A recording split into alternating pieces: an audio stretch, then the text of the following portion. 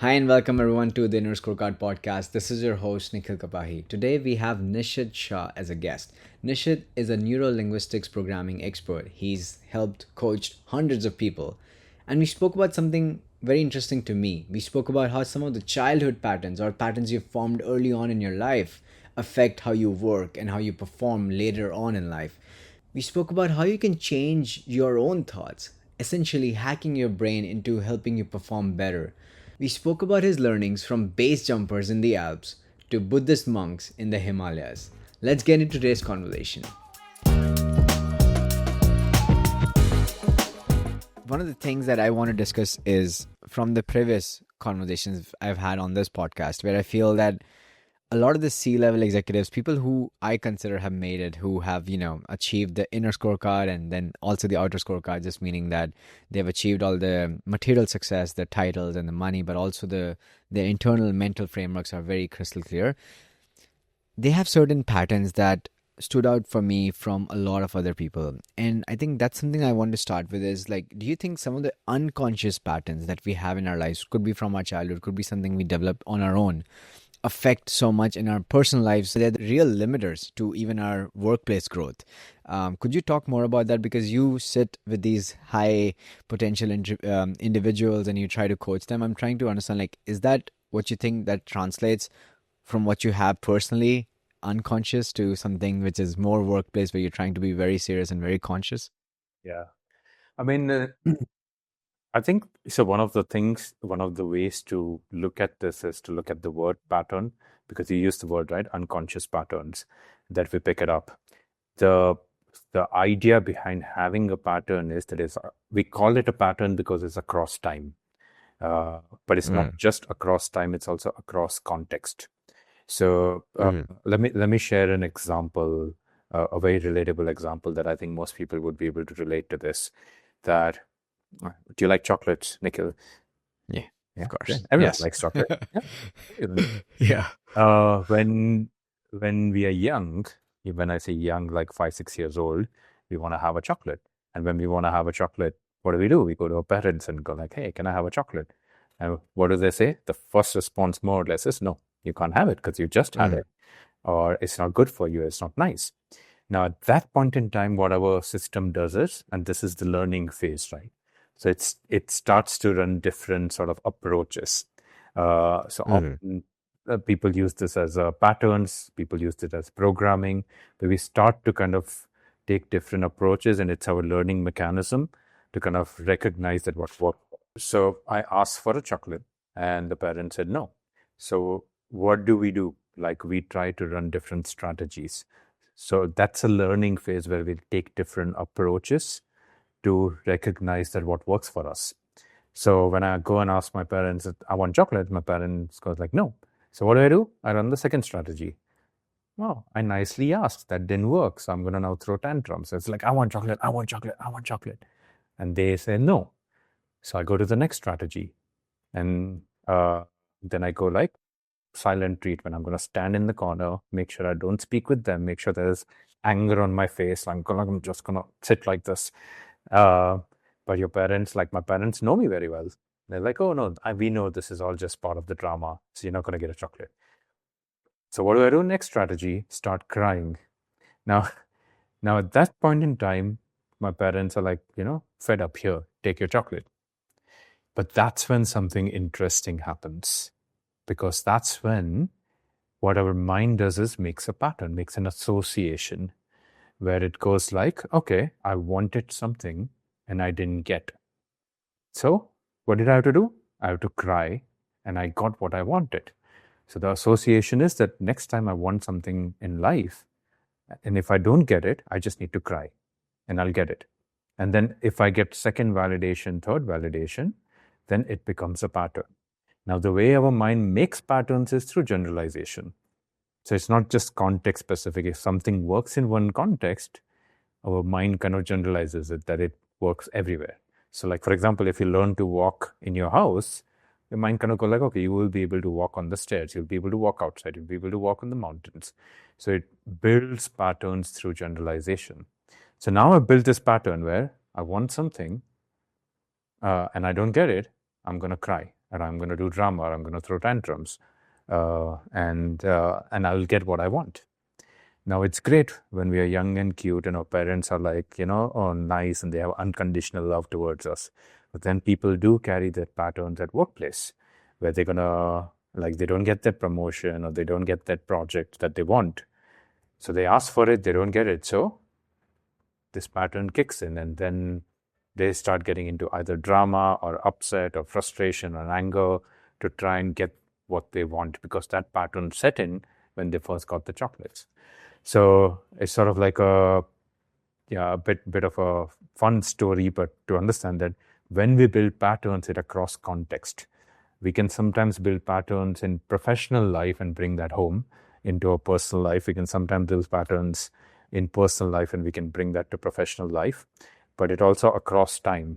We sometimes build patterns when you were young and carry it across times, cross context, in relationship, in health, in fitness. So it kind of shows up at many different places. Yeah, and I like now I'm a parent, so I'm on the other side of the equation. I feel that now with my young baby, if they start asking like, do you have any advice for me? Like, what should I be doing in that case? Like, when because in all those scenarios of those escalatory model, wherein you just ask nicely, then you create a tantrum, then you deny it, or you just ignore everybody, and then you start crying because that's the last case. How do you do that? How do you First of all, in childhood, I think we'll come to the adulthood later, and I have some questions on just the way how our brain is like an OS software or plastic, but for at an early age, like and some things are unavoidable, right? Like I'm not saying that you can have a perfect childhood where your textbook everything was done, and even those kids can turn out to be a complete mess as they grow up because it's just highly complex. I'm wondering, like in those scenarios, for example, in those little scenarios wherein for like things that demand and then there's tantrums, what should the parents be doing? Like it's just that's something I constantly struggle with is um, if I constantly reward them with an action, meaning that, oh, if you do, if you go get groceries for us, if you get groceries for us, then I'll give you $10, or I'll give you a chocolate or whatever. And that's, I think, another pattern that you don't want is, oh, I'll only get something if I do it something for you. So how do you suggest, like I'm pretty sure you've met people who are parents and who struggle with this too. What would you suggest? I mean, it's what I'd share with you that I share with everyone as well. So there's no one right answer to this because it contextually and situationally changes. Sometimes getting that $10 is useful, and sometimes getting the chocolate's useful. And other times, I suggest that don't get into don't rescue. If the kids are crying, let them cry, because then they need to know that they can't always have what they want. Uh, but of course, if a parent only keeps doing that, that never gives them and never rescues, then suddenly it creates a different sort of challenges. And that's why, like you said, that no matter what choices parents make, there's always going to be patterns that are built, and then that can become limitations. And one of the ways to think about this is, and this is what we do uh, this is one of the approach that we take in NLP, which is most of the work that I do, is that patterns in itself are not good or bad. All patterns are useful. It's just the context in which the patterns are used makes it good or bad. So, for example, let's say procrastination is such a common pattern. Most people, I think, procrastinate in something or the other. Right? Now, procrastination as a pattern mostly or widely is considered it's bad. But procrastination as a pattern in itself is not bad, because the context in which you're procrastinating makes it bad. Because most likely people tend to procrastinate important things. But imagine if you procrastinate unhealthy habits. Imagine if you procrastinate, eating junk food. Imagine if you procrastinate, and suddenly that pattern becomes very useful because that supports you or that helps you. So most of these patterns, even when it comes to parenting and when they're working with the kids, it's not often uh, like a right answer or the perfect answer and one Right. answer. Subjectively, it would shift and it would change. Yeah, it's like I'm somebody of a big procrastinator. Like if I would have an exam, I would just procrastinate till the very last day. But I'm also very good at procrastinating. The short term awards, like if I do something and if I have like $10 today, I won't go buy something today. I will save up to $200 and maybe buy a PlayStation. That's what I did as a kid, and I was just incredibly good at procrastinating, short-term rewards for the long term. So I completely agree, and I think I completely agree on no certain pattern can be good or bad. I think it's all contextual, and if it's helping you, then it's not really bad in that sense. And again, helping and those things are also.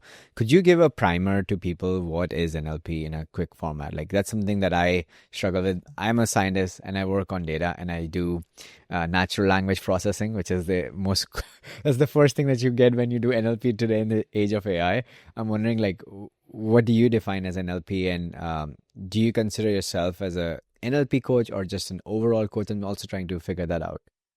Yeah. So I mean, first to just clarify, the NLP that I just shared earlier is Neurolinguistic Programming for everyone, and that is, in a very simple terms, it's a study of human experience. So it's a way to understand deeper experience as humans. Where do our thoughts, where do our beliefs, where do our emotions, where do our responses on the outside world comes from? And the fundamental idea is that everything comes from deeper patterns, or in NLP language, sometimes it's called as deeper programming. We all have deeper programming that happens as a result of childhood or upbringing and so many different things. And NLP is a way to understand it, recognize what happens at a deeper level, and shift it wherever it's necessary. So it has a lot of tools and techniques and models that allows you to shift it. One way to think about this would be in work context. If you recognize that, let's say there are two team members and they are part of the same team, they have the same manager, they have the access to same resources. Let's say they even have more or less same education, upbringing, and yet one performs better than other. How does that happen? It's because if everything on the outside is same, then there must be a different way that people are processing that information, that people are experiencing that work context. And NLP is a way to understand that how does that internal mechanism works, how does that internal programming works. And of course, like I said, there are lots of tools and models and techniques to kind of change them and shift them.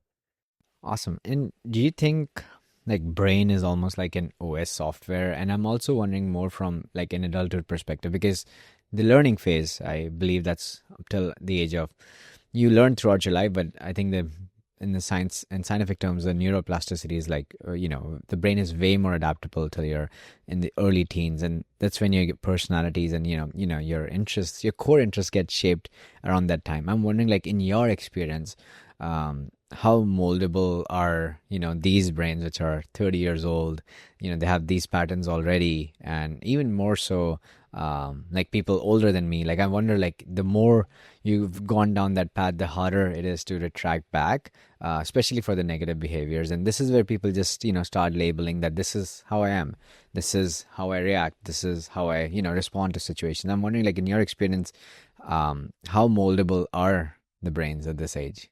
They are moldable. I feel. I mean, the first thing I could do is clarify when you said this age. What is this in that? Is Like, it I 8 would years? say 30 plus. Yeah, I would say 30 plus years old. And then, because I'm talking mostly also, I hear from my, parents' generation, for example, they're in their 50s, 60s. And for them, it's like not even a question they would want to entertain. They would just by default. And at least at 30, I still feel that, okay, there are certain personality traits that I can change, but I know there's a lot of work to be done, compared to how it was early on. Early on, you would just think of one thing and you could just spend a couple of months and you could shape your personality really easily. Yeah. Yeah. I mean, I would say that it could get, let's say, challenging to shift as you grow older because uh, our beliefs and values and views of the world are sort of setting in.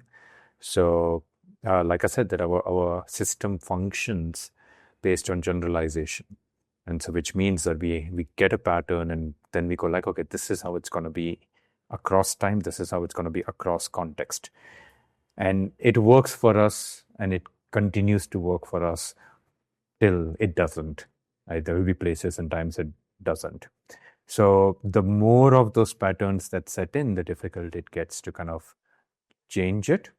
But Yeah. at the same time, that's just like a quick response. But I have met a lot of people who one of their pattern was openness and curiosity.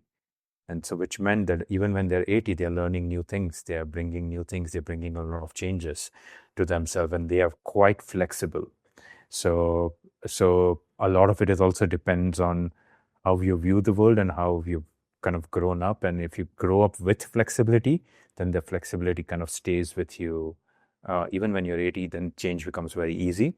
But then sometimes some people go like, this is how things are. And the moment you kind of start stepping into this is how things are, then it can start to become difficult to change.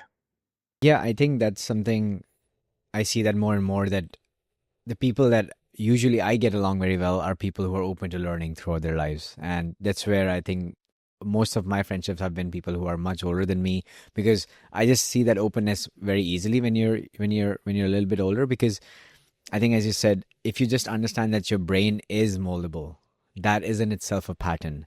That of course, that doesn't take away the biochemistry of the brain, that certain patterns are more ingrained, but that also gives you that pattern or that code in your brain that you can adjust, and it's not a big deal.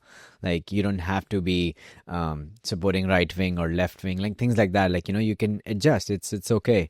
Versus a pattern is like, if you form a pattern that my identity is fixed to certain view of life, and this is who I am, and if that's the pattern, then it's much harder to adjust. The other thing that I notice in some of my Mhm. I just think Go ahead. I would even take it one step, that there is one part where people go like, this is who I am. And at one level, I also feel like that's all right. As long as it works for them, it's okay. The challenge that happens is that this is who I am and this is how life is. So it's almost like an assumption that if I experience the world this way, then everyone else experiences the world in the same way.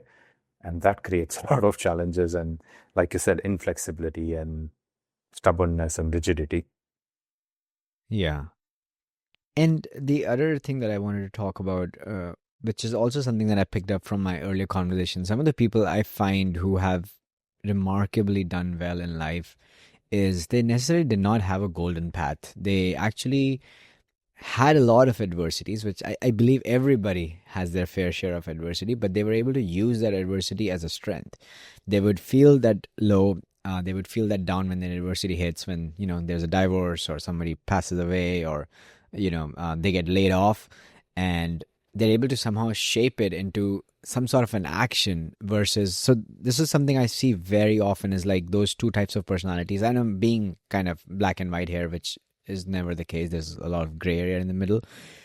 But there's those two type of people who get, for example, laid off, and one of them just reacts, completely shuts down. And I think the initial reaction is very similar. Like, if you have to plot a graph, like t plus 1 day, the event plus 1 day plus 2 day, it will look very similar. They would have like suddenly, like, oh shit, like everything's gone, or my kid's insurance is gone. Like, they'd go in that panic and that adversity mode, like fight or flight, more like fight or flight mode, where they're just not able to sleep, anxiety. But then there's a very clear pattern that comes out, is some of them are able to focus on, in that pressure situation, they're able to, like, okay, this is the one thing I have to do now, is to get a job. Whereas the other personality, kind of, it starts, this challenge of losing their job percolates into every other aspect of their life. Their relationships get sour. They don't talk to their families, and they're just more and more closed down, and they're like, what's the point? Could you explain to me, like, are these personalities more or less given as a when you're born, or nature nurture, but in the earlier years, or is this something that you shape up and can shape up later on? This is kind of hinting to my previous question as well, but I'm wondering more in this context of these extreme adversities. um, People react so differently to the same news. Yeah. I mean, one of the fundamental ideas that we work with is that I think people are not born with anything. Everything is learned, good and bad. So if you have a good quality, it's something that you learn it. If you have a bad quality, it's also something that you learn it from your surroundings, from modeling someone, from working with someone, and so on. So everything is learned.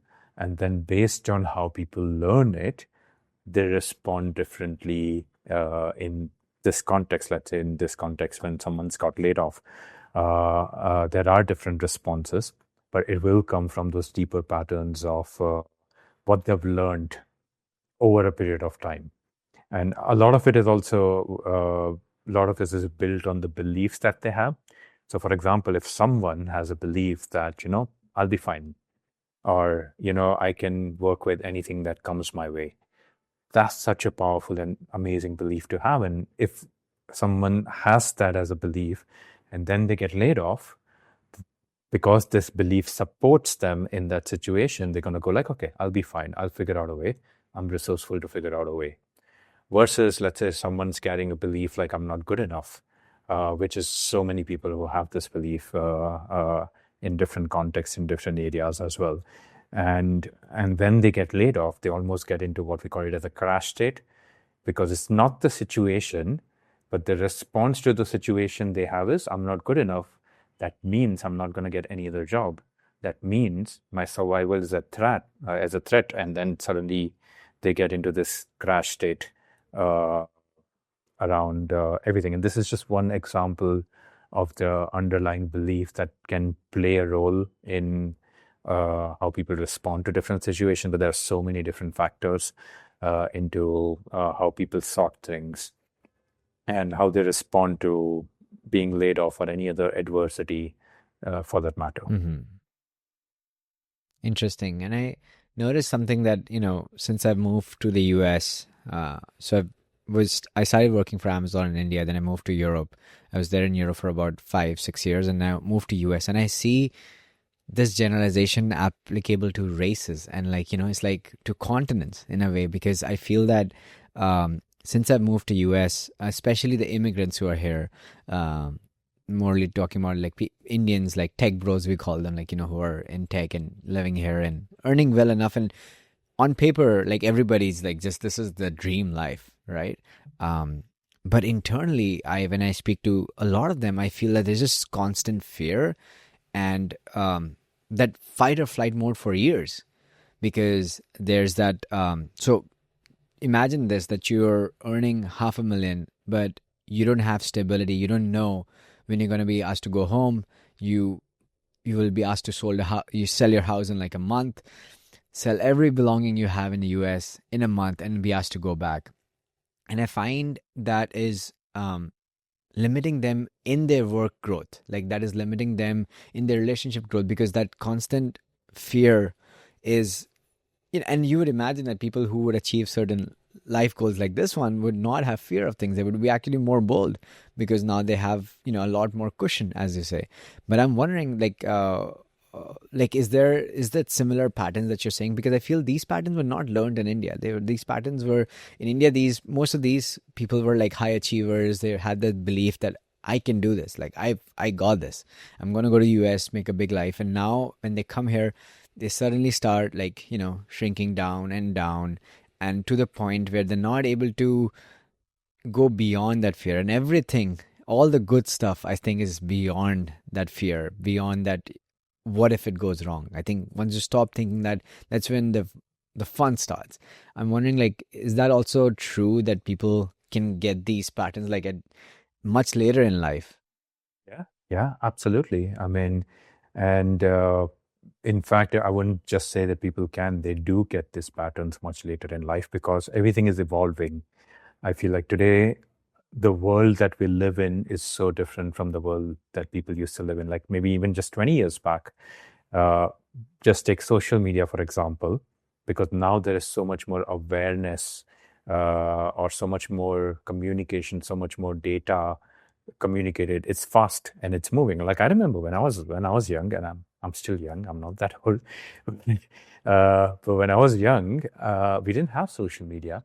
So I didn't know what was happening in the world. I didn't know what was happening. And now I have access to so much information, but often our news is designed to share negative information because that's what grabs people's attention, and everything is designed to grab attention, which means that I'm looking at so much of negative information in terms of the like what's going on with wars and what's going on with global warming and so much, and then that will have an impact on me because then I'm suddenly going like, oh, I'm developing this new belief that world's going to be doomed, which means what's going to happen to me?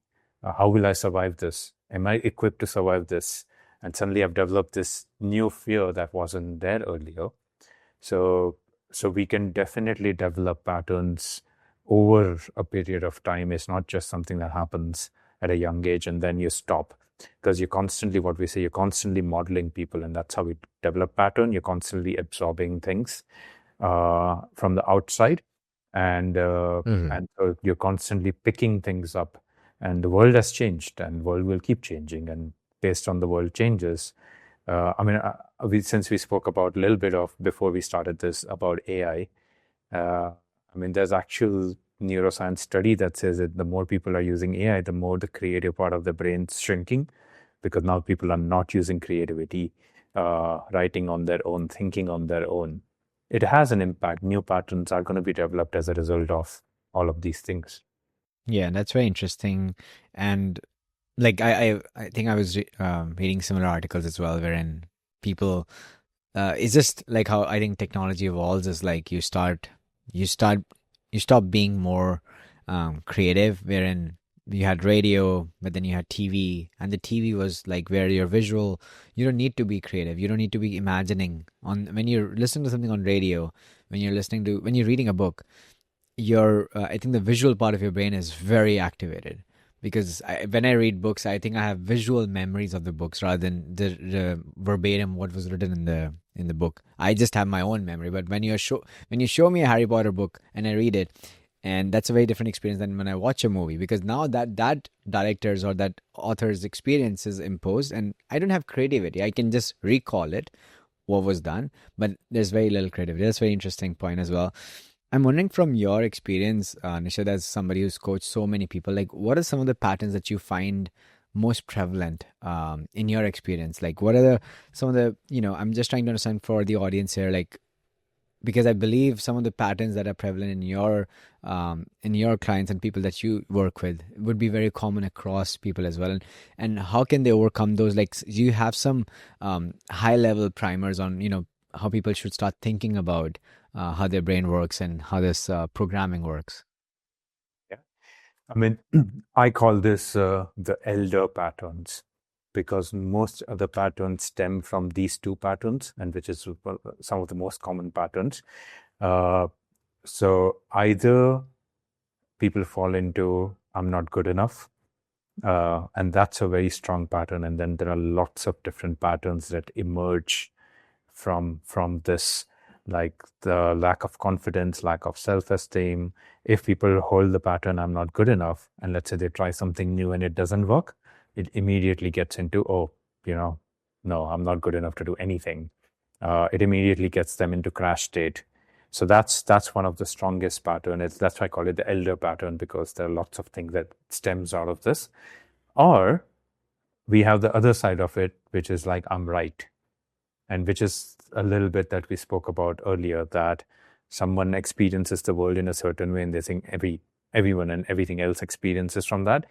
And that sort of I'm right is also a limiting patterns in many ways, because when someone operates from I'm right and then things don't go according to them, that creates a lot of crash state as well. So I would say these are the two patterns that are very sort of prominent. And I'm right as a pattern often shows up a lot in context of others. So it becomes a limitation in context when you're working with a team. It becomes a limitation in the context of in relationships with families. So it comes a lot as a limitation in context of others, because if you go like I know better, I'm right, then other people don't feel seen or heard, and then that becomes a limitation. The other side of it is that when you think you're right and then world doesn't work according to you, and then that becomes a limitation. So what could we do to kind of change this or shift it? I mean, one of the easiest way so how do we build patterns? We build patterns by associating with experiences. So let's just say that I did something, and actually, let me take a step back. Let me explain the process of what happens. Uh, we have this process of deletion. Just like we generalize things, we also tend to delete things. We pay selective attention to the part of information. So when we are having a conversation, there's a tendency to focus on the part of the conversation. It's not just about verbal conversation, but it's also about, sometimes people focus on only, oh, this person is this, and then they just focus on that, and the rest of it is deleted. A good example of this, I mean, it's a little bit of fun example, very relatable example, is sort of like falling in love. If someone falls in love, the initial days, right? Just the initial crush. What happens? Everything that the person does is amazing, right? Like, oh, so look at the way they're talking, look at the way they're blushing, look at the way they're smiling. All of this is amazing. But imagine if that person was so lovable, then the whole world should love them. So the person isn't lovable. It's just that you are focusing on all the good, and then all the bad gets deleted that you don't pay attention to. So I call this like a structure of love. So if you ever want to fall in love with someone, then this is the structure that you follow. But this is one of the processes that we run, that we tend to pay attention to part of the information. Same thing, like, in a relationship, we fast forward 3-4 years down the line, sometimes it shifts. People pay attention to all the bad. I don't know, are you married, Nikhil? Then maybe you understand. Yes. No, absolutely. It's like you can just decide what you want to focus on, and that's just appears to be everywhere, in the sense that if you just focus on the negative behaviors, you will not find anything positive in that person that you were in complete love with a few years ago. You could just completely flip it and be like, everything they do is a problem. So, because you're noticing only those things that are a problem for you. Yeah. I mean, this is fun example in relationship, but this shows up at work. Sometimes people create this judgment that this person's this, and then that's all they see. That person can do 100 good things, but that one thing bad that they do, or they make a mistake, and that's what stands out. It's like, when you buy a new car and you bought a red Ferrari, you're gonna start noticing all red Ferraris everywhere. Oh, that guy has the car. So that's sort of something that we do. Now, one of the important things to recognize in terms of change, and we're talking about changing patterns and changing beliefs, is that our experiences or our behaviors create our identity. So, for example, if I'm someone who did something and I made a mistake, and then I did 10 things right, and then I made a mistake, and then I did 10 things right. But if I pay attention to, oh, here's where I made a mistake, here's where I made a mistake, here's where I made a mistake, I automatically pick up the pattern, I'm not good enough. Because I'm only paying attention to, okay, I didn't do this well, I didn't do this well, I didn't do this well. Or it could be like, I failed at this, I failed at this, I failed at this. That means I'm a failure. Or I didn't do this well, I didn't do this well. That means I don't have confidence, or I'm not a confident person. So a lot of our identity and our patterns, a lot of who we think we are is shaped on where we pay attention to. And we have both. There are things in our lives that we do well, and there are things in our lives that we don't do well. That's true for all of us. But it's where we pay attention to defines how we shape our identity. And one of the quickest way to change patterns is to pay attention to the opposite. So if you want to change the pattern of I'm not good enough, then start paying attention to, like, in your day, pay attention to 3 to 5 experiences that you did well. And it doesn't have to be something big or extraordinary. It could be something as simple as driving to work. I mean, you did do well. You can pay attention to, yeah, I did do this well. And the more you pay attention to the things that you do well, automatically it becomes part of your identity. Then say, okay, I'm someone who does stuff well. because our brain generalizes it. That, okay, I'm someone who can get anything done well. And then automatically the belief changes.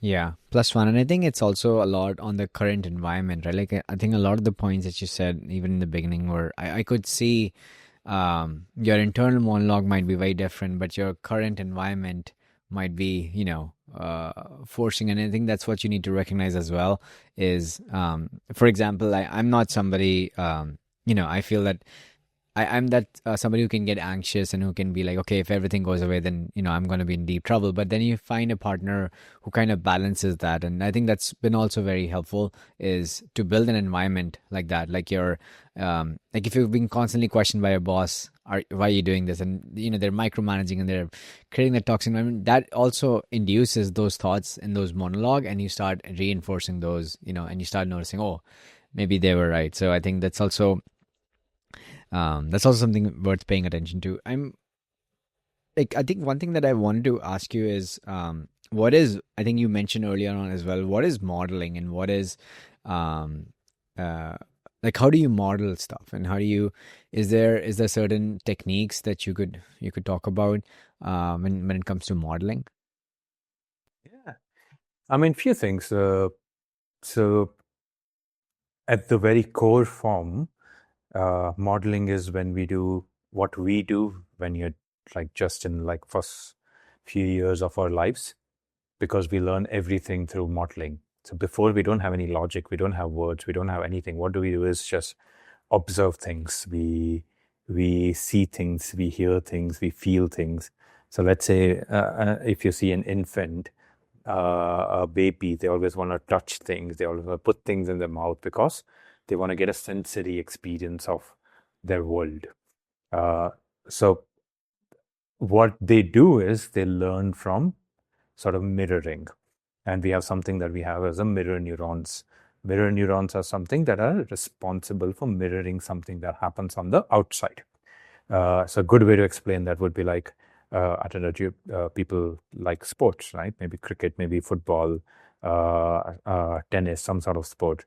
Imagine that, let's say if it's football, or as you would call it, soccer in US, you kind of it's the last moment, and Messi is going very close to the goal post, about to hit. It's the 89th minute. It's a tense situation, and it's not just the players on the field who are tense, but someone who's watching also feels tense. I mean, why do I need to feel tense? I mean, I'm not there. I'm not playing. I have no impact on the game whatsoever. So whatever I feel doesn't need to have any impact on the game, and yet I feel tense. So that's how mirror neurons acting up. So when we are learning also, we tend to mirror people around us. And that sort of is in a very raw form that we would call it as modeling. So modeling is kind of recognizing patterns and structures in people and then having that for ourselves, which is something that we naturally do all our lives. That's why sometimes you pick up words of your friends. If they tend to use a certain word, you tend to speak like them, you tend to be like them, because we're just always modeling people around us, taking their patterns, taking their habits, behaviors, and so on. But in NLP, when we define modeling, we do that consciously.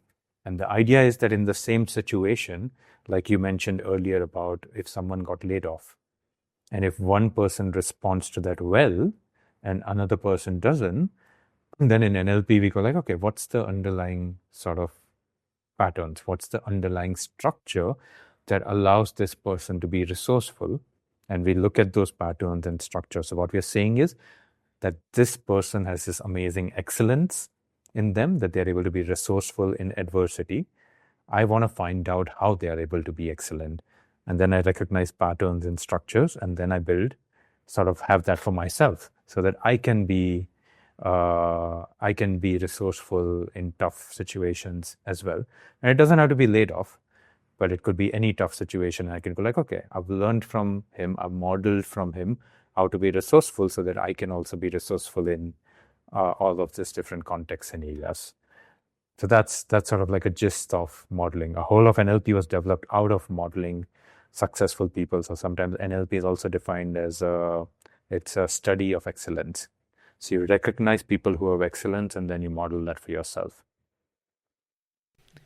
And I'm also curious, like if you can model your ideal self, like if you don't find somebody like that around you, like, for example, role modeling some of the great deads, like from their books, from their autobiographies, and so it's not really more of a personal or even visual. It could be just, it could be thought through that this is something you want to do. And I think this is what visualization is too, right? And I just had a couple of videos to show you and get your feedback, because this is something I realized was pretty cool and was done by like some of the people that I really respect. I used to go up to Mulholland Drive every night, sit on the side of the road, look out at the lights, and go, I'm a popular actor. I'm, every director wants to work with me. And I used to like open my arms and imagine things, things that I wanted coming my way and stuff. And what I would do, it was a way of dealing with, being completely out of work.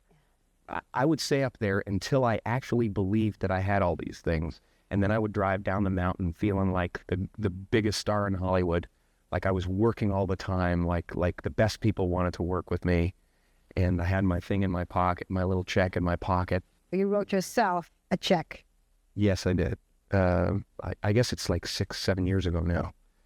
I wrote a check out to myself for $10 million for acting services rendered. And I put it in my wallet and I carried it for that many years. And what happened was basically a few months ago, we did the deal for the mask for $10 million. $10 million payment for doing the mask. Right. Payment for doing the mask too. And so it's very surreal for me. It's strange. Throughout my career, I visualized a lot. It would just be quietly by myself, but I would play the video of how I would want a race to go, how I wouldn't want a race to go, and how a race could go. Just because if my goggles broke, if my cap ripped, if my suit ripped, I didn't waste emotional energy. I was prepared. So then when anything happened, didn't matter. And Jim Carrey gave that example that he would write checks to himself when he was out of work during that time, and he would drive out to, Hollywood area in LA and would not come back from that drive until he convinced himself he is a big star already. And for Michael Phelps, it was more practical, wherein his coach would actually break his goggles before some of the races. And he would visualize, he said, how I would like it to go, how the race would most likely go, and how I don't want the race to go. So he would visualize all these things, because when they were happening, he could just accept it. He could, rather than panicking or reacting to those situations, he could just react. He could accept those and see that, I saw this coming. So I'm trying to understand, like, how powerful is visualization? I think there's a lot of videos now on manifestation, on visualization. Could you talk more about what are your thoughts on it? Is there some evidence on those like that? I'm wondering if there's some science behind it, or is it more just the emotional state of, narrowing down, and as you said, attention narrowing down, and you start seeing those patterns more? I find visualization incredibly useful, done with a certain intention. So I think often people confuse visualization with just like dreaming about their future. There's no intention, there's nothing behind it. It's just something that they kind of think about. But visualization and specifically when you're visualizing about future. So we often call it as future pacing. And specifically when you're doing this, that to me is very powerful, because one of the things that it does is that it gives your mind clarity. It gives your whole mind and body clarity in terms of what's the future that you want to build for yourself. And once your system has the clarity, then the system actually works towards that future. So your whole self can be fully involved in making that future happen, or working towards that future. So from that context, I think it's quite useful, quite powerful. I mean, I can share an example from my life. I did a lot of mountaineering. I still do, Not as much though, but in the last 10 years, I did a lot of mountaineering, and I recognized that a big part of my journey of health and fitness came from mountaineering. So one of my goals is to climb Everest. So I actually visualize me on top of Everest, and that motivates me for so many different aspects of my life, specifically health and fitness. And there was a time when there was an incident that happened in the mountains, and we were all stuck for a week, and it was a bit intense, and it wasn't great. At one point, I thought like, oh, I don't know if we're gonna make it out of it. That had a huge impact, because after that, I went like, do I really want to do this? Do I want to continue doing this? Does it even make sense to do this? I mean, why am I doing this? What joy do Yeah. I get out of this suffering and pain and so on? And so I realized that, okay, let me take a break. But I recognized the moment I took a break, I stopped fitness. I stopped exercising. I stopped working out. I stopped doing most things. I started eating unhealthy food. So I recognized that me visualizing on top of Everest gave me so much of my life, and my life was moving in that direction. And that's why I find it very useful to have that as a vision. But again, like I said, there's an intention set to it, not just something that you're doing it out of nowhere. Which mountains have been your favorite, and where did the incident occur? I'm curious, because I know that mountains can be so rough. From my experiences, is usually not the famous mountains. It's the ones that you think are easy. And for me, it was an experience in Slovakia. It's the Tatras mountain range they have. This is the Swiss Alps of the east. There's a lot of people go for skiing and stuff, and we were just hiking there, and we were like, Helena, my wife, she's done this as a kid, and we just went, and the weather turned so bad, and we were not equipped. And I remember we had one set of goggles which were the full skiing goggles, so my wife got those, and I was wearing basically sunglasses, and I was using a plastic to shield my eyes from the blizzard that was happening. There was this vertical, it was just parallel winds to the ground, and all the snow hitting your eyes. And I just remember not being able to see anything because I'm covering my eyes like this and trying to move forward because you have certain daylight. And I'm like, damn, I thought this was like just the tiniest mountains compared to the Himalayas that we have in India. And I'm like, okay, this is the unknown that, strikes the worst rather than the known danger. Yeah, absolutely.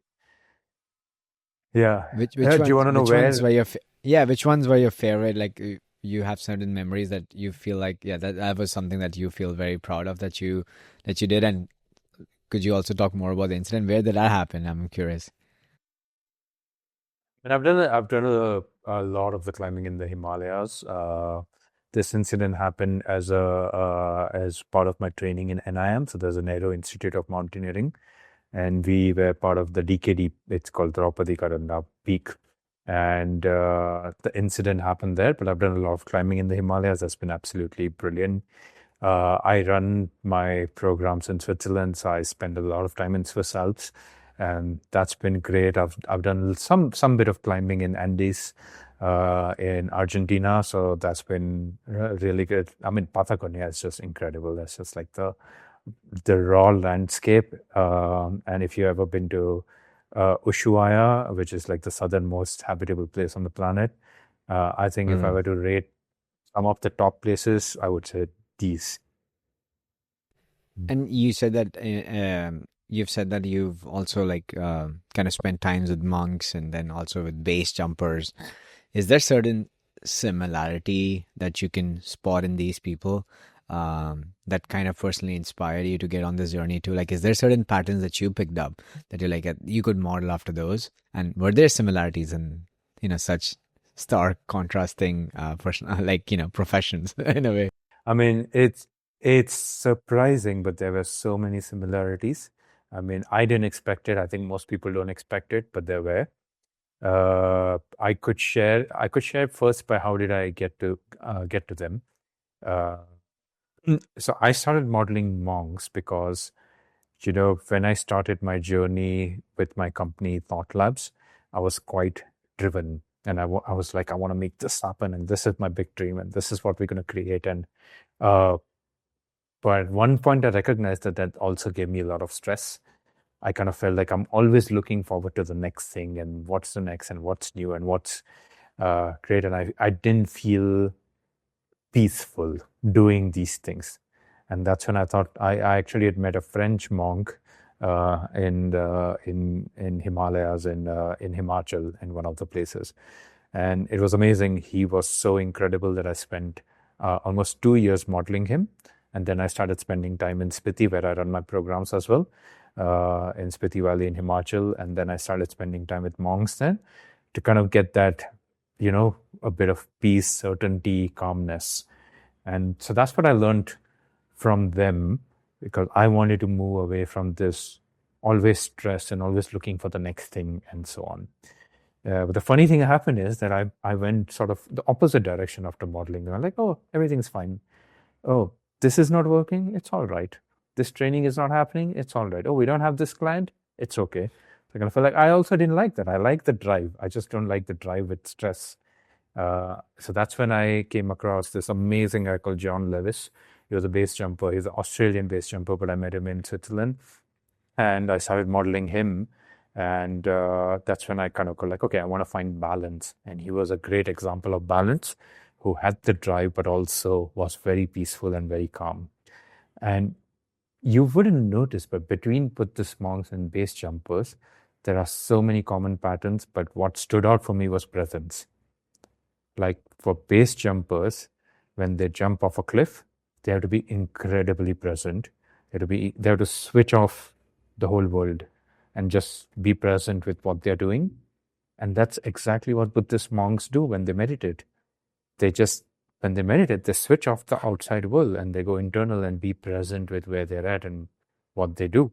And I'm like, that's so great, because it's like they do the same thing basically, but generate different behaviors.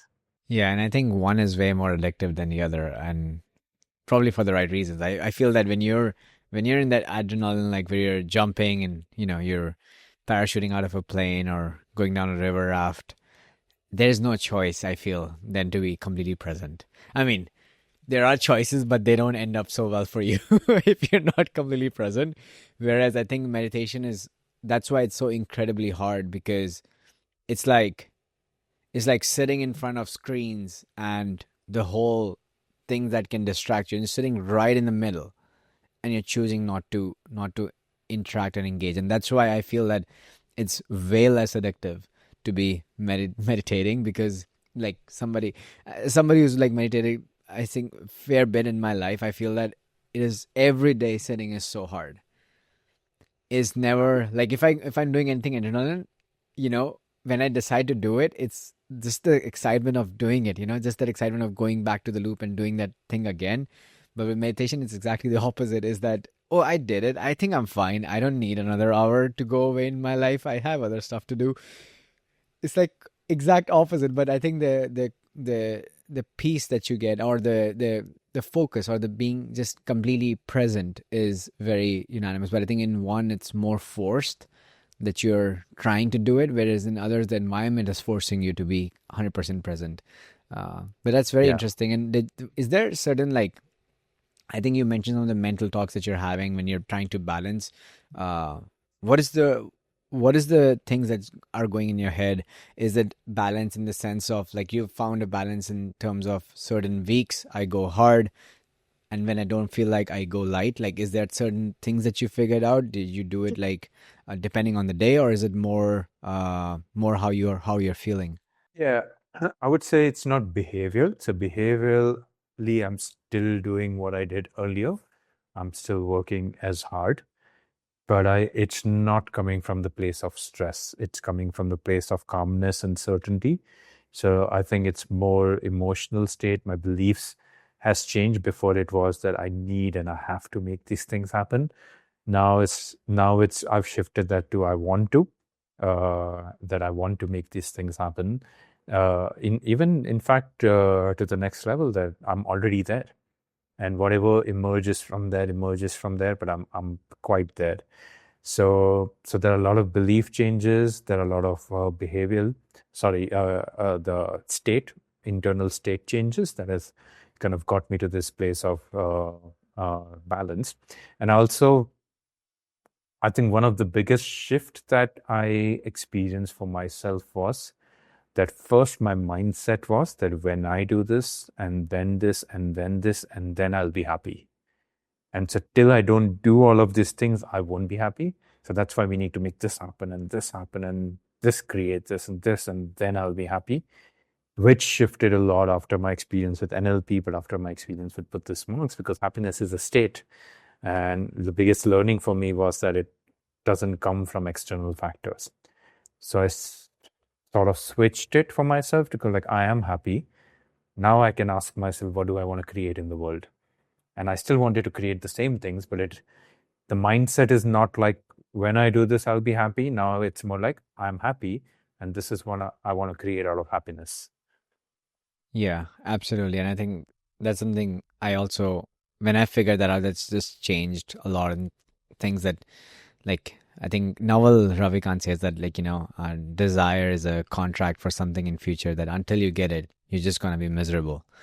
And that's just way it is. And I think even when you get it, I think the caveat there is that even when you get those things, if you've had this miserable life for 1 or 2 years, there is 100% guarantee that you're going to be still miserable after you get it.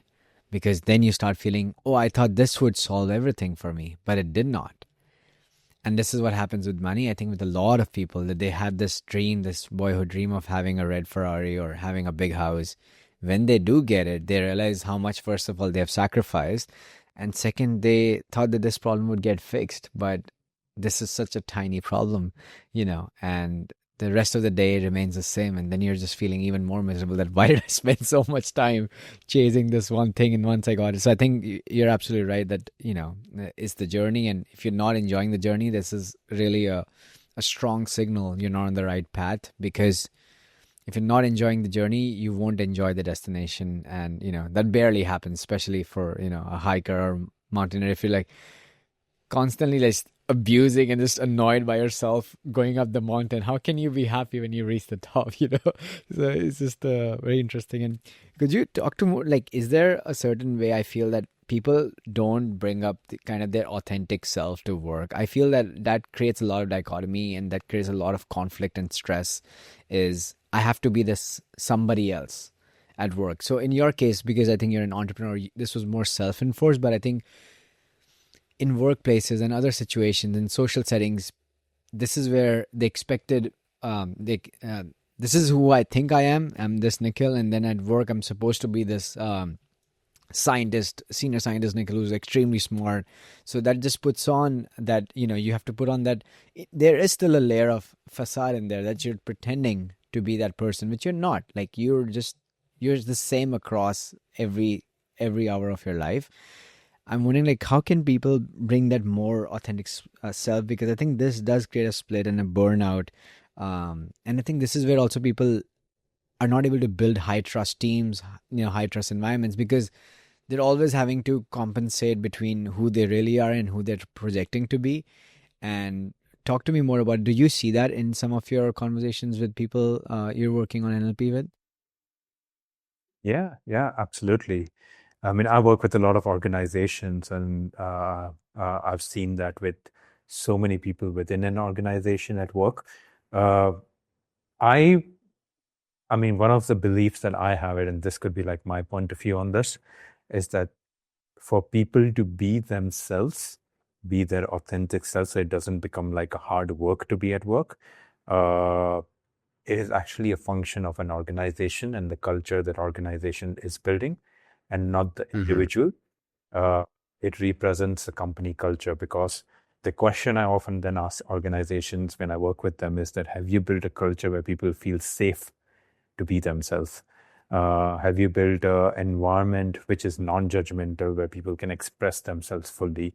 And when people do that, when they're able to fully be themselves and express themselves, they are at their best, and they function at their best, and they work at their best. And so in my opinion, the function of people being their authentic self, majority of it comes from an organization and the space that they create. Now, let's assume that if an organization has already created that space and then people are not able to be themselves, then there must be something deeper. It could be like in your case, when you mentioned your example of being a senior scientist, that's an identity level statement. And when someone puts that identity level statement, it automatically becomes an expectation at an identity level. So now you have to match up to that expectation that's been built out of you. And so you sort of have to be with that. So a lot of that can be changed in the language that's used, and being more attention to the linguistic part of it, the communication. So communicating with people, not making a lot of identity statements, at least not unresourceful identity statements. Sometimes someone doesn't do something well and the other person go, oh, you're such a failure. But that's, instead of saying you failed at this, that small tweaks makes a difference, but that small tweaks then allows also people to be themselves fully. Interesting. Yeah, that makes thanks for that. I think the only last thing that I want to talk about was kind of on the neurolinguistic programming. What do you feel is the current scientific consensus? Where should people be looking for to find answers? Like, is NLP going to help them? And for you personally, like, what pieces of of NLP you think are the most evidence-based or most background, like in research, wherein they have shown results? And from your experience also, like, how does that differ from what the scientific evidence is for NLP? This is a tricky question, because NLP, I will give my answer and then there is the generic answer. So there has been a lot of study that's been done over the years that has proven a lot of different parts of NLP. In fact, a lot of the neuroscience is catching up with some of the principles of NLP that were stated 2-3 decades ago. So that's one part of it. Having said that, I also know that a lot of the parts of NLP are not yet scientifically proven, and I stress on the word yet, but also that they're philosophical, and they are sort of like a perspective. They are a mindset that you can work with. Now, is the question, are they useful? To me, yes, it has helped me a lot personally. So I've been doing this for 18 years. And I've seen a lot of change and a lot of transformation in people, in individuals, in leaders, in organizations. And different things help different people. So there are lots of different things that have been helpful. Are they specifically coming from any scientific evidence? I wouldn't say yet, not yet. But yeah, there's always scope for future. But it's like saying that there are a lot of forms of studies. There are a lot of forms of change work.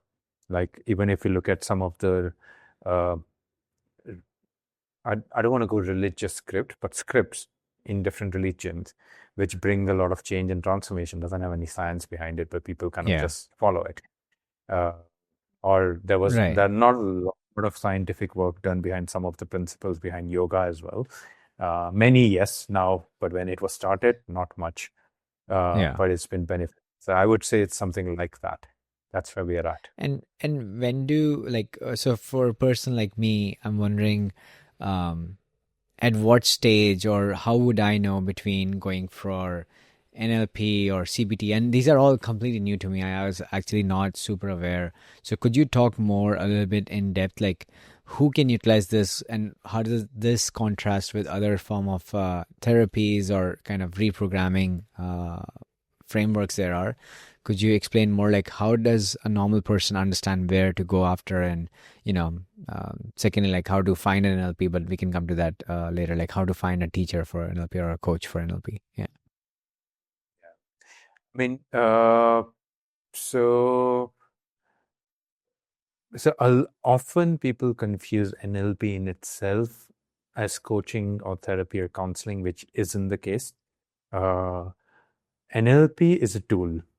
It's a tool. NLP is a way in which you sort of understand human experience. And NLP has many different applications. So coaching in therapy is one of the applications, but people use it in leadership. People use it in sales. People use it in teaching. People use it with kids, facilitating. People use it in communication. So there are lots of different applications of NLP. And one of the applications is that coaches use this too, and which is how it was started originally.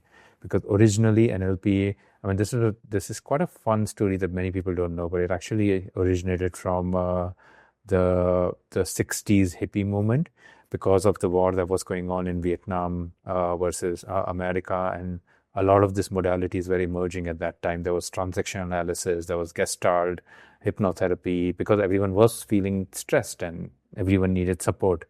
So there was a whole group of people who said that let's take the best practices from all of this methodologies so that everyone can learn from everyone. But within then, the founders of NLP, John Grinder and Richard Bandler, started seeing pattern that, okay, here's some excellence. Two therapists using the same model, one is producing better result than others. So how does that happen? And from there, NLP emerged. So that's why it's quite famous in the field of coaching and therapy. And it has wide applications in the field of coaching and therapy, but it is now more and more being used in other places as well. So I would say, to answer your question, that where should you go? I mean, I've spent a lot of time with NLP, and I've studied everything else. I've studied TA, I've studied CBT, I've studied hypnotherapy, I've studied a lot of different ontology, 3 principles, a lot of different modalities. And to me, NLP sets as a really strong foundation in understanding yourself, understanding your own patterns, shifting yourself, and then it creates a strong foundation to help others. Maybe in the position, if you're an entrepreneur, you want to help your team perform at the best. If you're a leader, you want to kind of resolve conflicts and bring harmony in your team. So it has applications for everyone. So to answer your question, I feel my response would be everyone should do NLP at any time, any stage in time, whenever it's possible. Just experience it once. So it's also doesn't NLP require you those constant sessions that you have in normal therapies, for example, or it's sometimes also, like in your case, you would say that for somebody you would assess them or have a conversation, and you would feel that you can tell them the principles, but they don't really need it. Is that also the case with NLP? Do you mean when NLP is used in coaching? Yeah, how often would somebody need to know, like how many sessions or things like that? Because that's something I'm not somebody who's gone through any of those therapies yet. So I'm wondering, like, how do I get assessed? And it's something I don't want to be needing help for constantly. I would need principles, I would need the mechanisms, and I should be able to figure that. I think that is the best way of teaching, right? Like in any field. So is that something that NLP offers differently than others? Where I think it sounded more like there are few principles and they could be applied across contexts, as you said, and that seems pretty reasonable for somebody to just take it and go in a way. Yeah. So that's why most of the NLP is taught as a course. And not as a coaching. So you can be part of a course where you learn all of these different principles and models and tools and techniques that will create different, they will teach you about language, they will teach you about paying attention to structure of language, where does emotions come from, communication, how do you build rapport. So you learn different aspects of human experience through the course. So once you do the course, then you would have a understanding. And of course, like any other study, like when you study math or when you study science, you need to be with it. So there are many NLP trainers who might claim that come do the course and you'll be changed, but no, you kind of have to be in touch with it in practice. But the course is enough for you to be able to get the grasp of all the models, and then you can practice that on your own to create those changes and transformation, and to be able to work with others as well. So the courses. After the courses, then a lot of people do get into coaching, where they use NLP methodologies as a coach and then support others as well. Awesome. And I think there's a last question I had, like around therapy and NLP. I find that a lot of people, not a lot, maybe in maybe in my groups more than others, I found that people being able to explain their behaviors even reinforces those behaviors, because now they have an explanation. Previously, the conversation was more like, I don't know why I'm like this, but I'm like this. And now the conversations become that I know why I'm like this, and this is certainly like related to my some childhood or certain like things growing up, and that is it. So to me, as a friend, that is very concerning, because that is now validating their behavior. First they were questioning it, now it's validated, so they feel that this is in a way their righteous right to do it.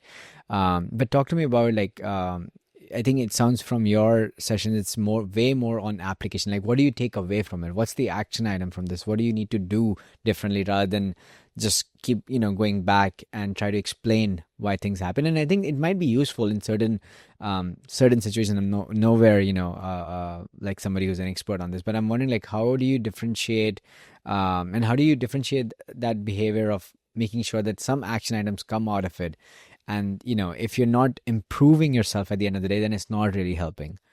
So, I mean, one of the things I would say is that NLP is a lot future focused. So it is quite practical than many other methodologies, because a lot of other methodologies are like a lot of change happens from the outside.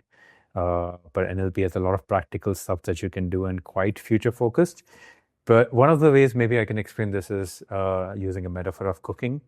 That imagine I don't know how to cook and I want to learn how to cook. Imagine you are already good at cooking. Now let's say someone comes and gives us 2 recipes. They give us a common recipe, let's say how to make pasta. Now you already know how to cook, and I don't know how to cook. I want to learn how to cook, but we both have the exact same steps and exact same recipe, no difference. Do you think the output would be different for what you cook versus what I would cook? Most likely, yes. I would, because even though I'm following the recipe, I won't be able to pay attention to the nuances of it that you would be able to, because you already understand the structure of cooking. You would be able to, like for me, I'm just going to follow the timer, the 10 minutes boil the pasta. I'm going to exactly do that. You might be able to look at the texture of the boiling of the water and go like, okay, maybe it needs an extra 2 minutes. The awareness that I don't have yet, because I don't know cooking, I haven't learned cooking, so I'm just going to follow the steps. So those nuances of cooking allows you to be a lot more flexible and a lot good at what you're cooking. And tomorrow, if you want to create your own dish or bring changes to how this pasta is made, you would easily be able to do this because you understand cooking very well. It's the same thing with NLP. NLP helps you understand human experience very well. The nuances that you aren't able to pay attention to now, because, well, no one's taught me cooking, so I don't know it yet. Similarly, like, no one's really told you about this nuances, this patterns, this models. What really happens within? But once you start to recognize these nuances, the output in terms of your human experience, which in terms of is living our lives or the results that we want or the goals we want to achieve, starts to get better and better, because I'll be able to calibrate and adjust in a way that you would. You would look at the texture of the pasta and you would be able to adjust. And I will be able to calibrate and adjust. And that is sort of is the structure of how NLP works. So it's not one of those things where NLP tells you that this is what you do, and then, or it labels you that, okay, this is who you are. In fact, like I shared, that it's sometimes known as the study of subjective experience, which is to say that NLP actually stays away from labels, saying that this is you are all of it. And in different contexts, in different moments, you change. You will be a different person at work. You'll be a different person 2 years back. You'll be a different person after a month. So what's important is that in the moment, what's happening, in the moment, where are you at, and what can you change about that so that you can get better and better output. So we sometimes call this as we work at the level of structure, not the content. Content is your life and your goals and your thoughts and your belief.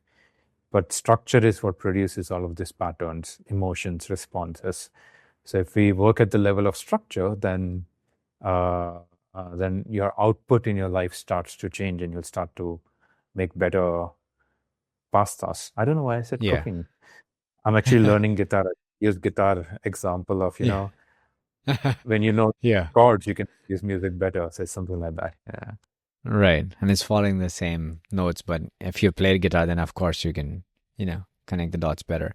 Do you think like there's a pattern I hear notice in you especially is like kids are going to therapies, like kids around the age of 10, 9, 11, and my I think my concern there is you're forcing adult frameworks which were developed on adults to be now applied to like people who are very very vulnerable, like and I'm wondering like is that something that is changing? Because I also feel in certain families now kids are being treated like an adult, like in the sense that they're involved in political discussions or family issues. They're and I don't know if like a 9-year-old or a 10-year-old can comprehend those conversations and how much they should be involved and how much they should be exposed to a therapist. For example, the biggest concern I have with kids going to therapy is I'm almost as old as you, and if you tell me something that I don't really agree with, I would push back. Even if not vocally, I might be an introvert. I would just say, "Yeah, Nishith just said this part is BS. Like I don't believe this," and whatever. Like I don't. But as kids, I wonder like how much can they argue, or even I'm not talking about arguing as a actual argument or debate, but more than discriminating between a good advice or a bad advice or something that is not applicable to them. So, what is your take on this? Have you like I don't know if you've ever thought of this or if you've seen this happen in India or it is on the rise, but I feel that to me that sounds like a major concern where you're kind of offloading even those responsibilities as parents to protect them from these things, to be like, okay, you go through an expert. I don't have to talk to you about these things. You can go through an expert. Yeah. I mean, I would say it depends on the therapist or the coach, because a good therapist would never impose their view of the world onto the kids, because the role of a therapist is to figure out what's going on with them, what's best for them in that situation, and how can they support them in bringing that best out for them without any imposing any of their own thoughts, any of their own beliefs about the world, any of their own values about the world or anything. So any good therapist or a coach would take this approach, and in that case, the kid is actually being supported and they're being heard and they're being seen without any external influence. And then they're getting that support that maybe, let's say parents maybe sometimes are not trained to give, or they don't know how to. They want to help the kids, but they just don't know. They don't have a system in place to do it. But I do understand your concern, because from my experience, not all coaches and not all therapists are like that. And a lot of coaches and therapists, and that's also sometimes problem with the system, specifically in India, but many parts of the world have experienced that there's no sort of system of coaches. Anyone can read a book and call themselves a coach. They're not trained. And then if they are the ones working with kids, that could have a damaging effect, that could have because kids might just accept everything that someone else is saying, and that's not a great experience to have. Cool. Sounds good. Nishith, where can people find some of your work? Where can people discover what you're up to? I mean, our websites, I think website, Instagram, LinkedIn, either of those three things are great. My company is called ThoughtLabs, so ThoughtLabs.co. All the work, if after this conversation, if they kind of sort of get a little curious about NLP, then you can come visit the website, and there are lots of resources, lots of stories, lots of experiences available there. That's awesome, Nishith. I feel like personally very excited about in-person retreats, which are not in a house or, I think they're out in the open. I think you're the first person who kind of introduced that concept in my head. I would often do that with my friends now, where we would want to have a kind of a semi-serious or serious discussion. We'd go on a long hike, and you don't have connectivity there, so you're forced to talk to each other, and that helps, like kind of and especially when you're exerting, you're mental framework is like you're working differently, and your brain chemistry is working differently, and you feel way more optimistic and way more like, let's get through this. Like, like we don't have to like that. I think that mentality of like, what can we achieve from this, or how can we overcome this, is way more active, and you're actually physically moving. And I love the fact that you do those retreats like out in the open, or you have those camps rather than just come to one center and do it for one day. So that's pretty cool. I wish I could join for one of those, and I hope for the best in the future. Thanks a lot, Nishith. It was great talking to you.